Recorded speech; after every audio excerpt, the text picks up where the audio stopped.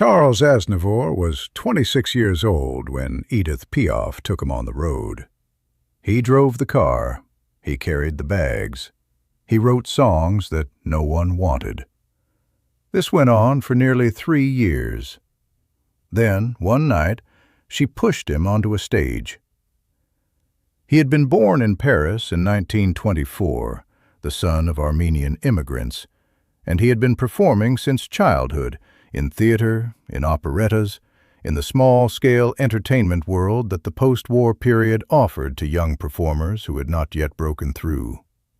He was, by the time he came into Piaf's orbit in the late 1940s, someone who had been working at the business of performing for long enough to have developed the skills and the resilience that the work develops, but who had not yet produced any evidence that those skills were going to translate into the kind of career he wanted. He wanted a serious career. He wanted to be taken seriously as a singer, as a songwriter, as someone whose work said something that warranted the attention of the serious listener. In the Paris of the late 1940s, in the world of French chanson, where the distinction between what was serious and what was not was policed with the specific ferocity that French cultural life had always brought to such distinctions, this ambition required not just talent and craft, but the specific credential of having been accepted by the people who were already recognized as serious.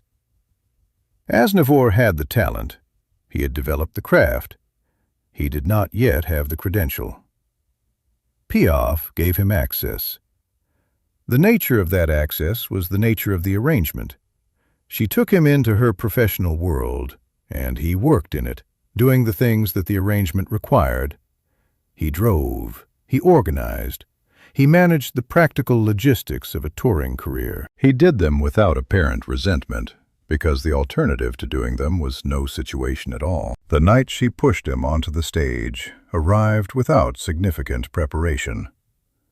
The accounts of the specific evening vary in their details, the venue, the city, the year, but agree on the essential facts. Piaf decided, for reasons that the accounts do not fully explain, that Aznavour should perform. He was not on the bill. He had not been preparing for this particular performance.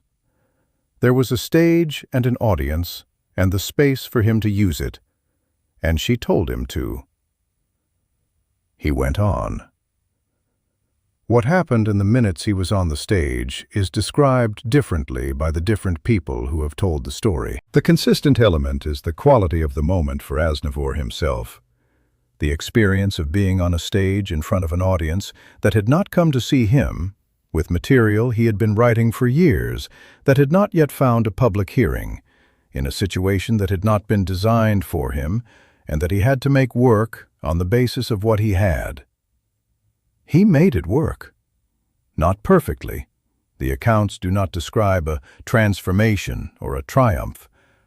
They describe a young man performing his material for an audience that was not expecting it, and that responded with the specific response of an audience that has been given something it did not come for and is deciding what it thinks, which is to say, seriously, with the attention of people who are evaluating rather than celebrating, who are listening rather than approving.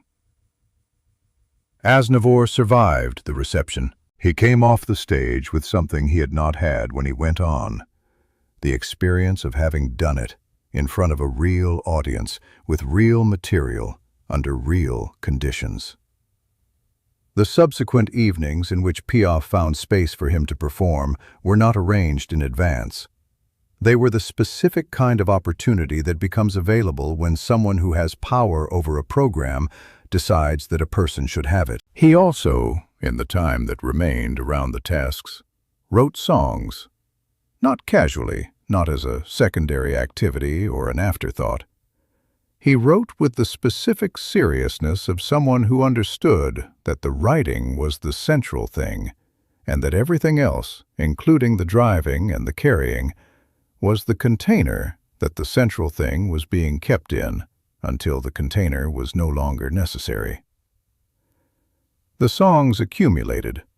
Some of them were good, and some of them were very good, and some of them were the specific kind of good that a songwriter only produces when they are writing from inside a life they fully understand.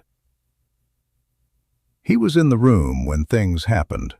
The room where Piaf prepared for a performance contained a specific kind of knowledge, practical, unglamorous, and unavailable in any other setting. It was the knowledge of what the work actually required, not the performance itself, which was visible to anyone with a ticket, but the preparation and the recovery and the management of the performing life that surrounded the performing on both sides.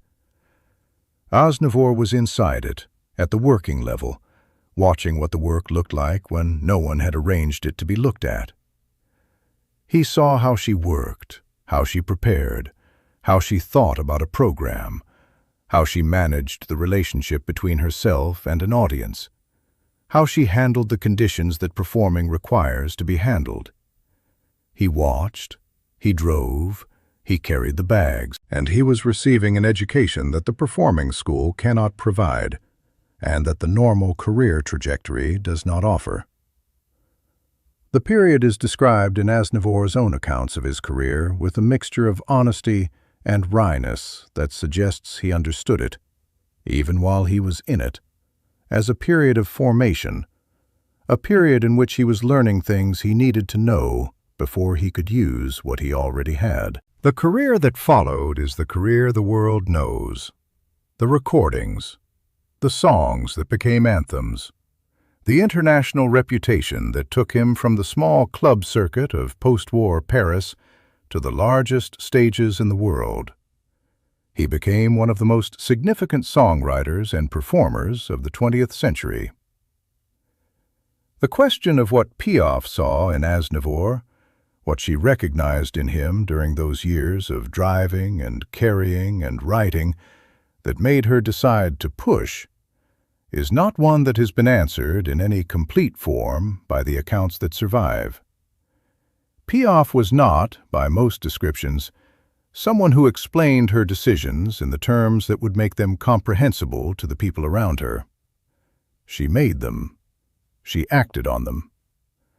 What is clear is that she did not take Aznavour on the road because she needed a driver. She took him because she understood, from whatever combination of instinct and professional knowledge that produced her understanding of these things, that he was someone who was going to become something, and that the something he was going to become required the proximity that the road provided.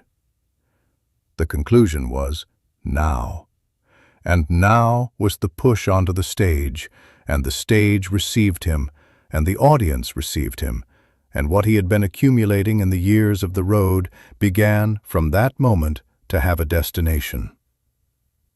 He carried the bags. She gave him a stage.